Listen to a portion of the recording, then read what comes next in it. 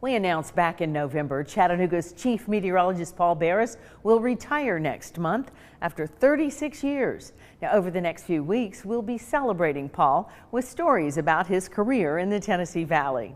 Paul's Pets has been a weekly staple at Channel 3 since 1985. Every Monday, Paul introduced you to a dog or a cat in need of a forever home. Meteorologist Allison Pryor looks back at why Paul's Pets became a favorite segment for many viewers.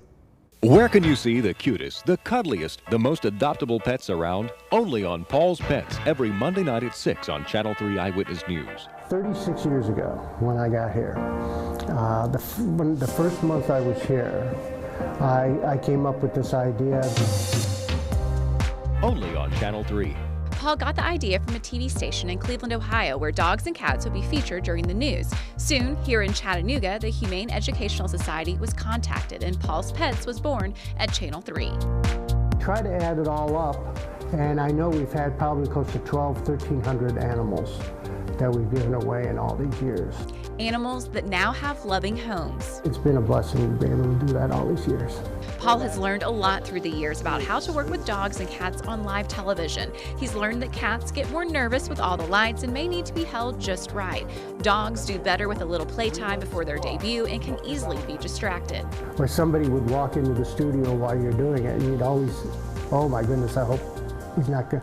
Because usually then they turn around and they go, who's that? Who's that? Then they start barking.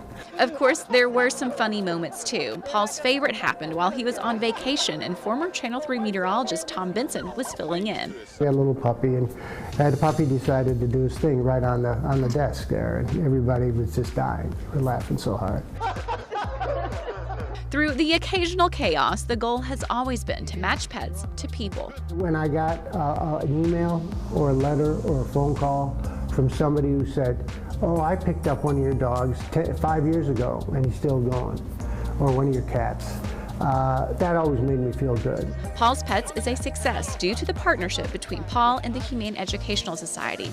And now, HES can serve the needs of animals in our community even better with their new building. It's unbelievable.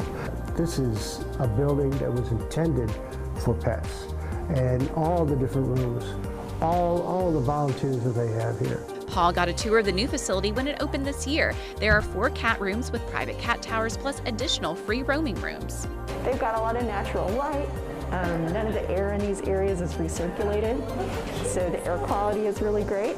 The dogs have their own kennel with automatic water and a mailbox with special treats. We try and get each dog 2 pieces of enrichment every day. Try and get every dog out of the kennel at least once a day. So we've got play groups, we've got walks.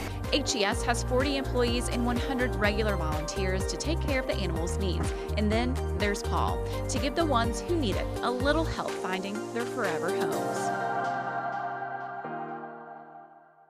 Of course, we all looked forward to Mondays too when the pets came through the door. Well, the last year we had to pause Paul's Pets because of the pandemic, but Paul still loves hearing from viewers about the segment.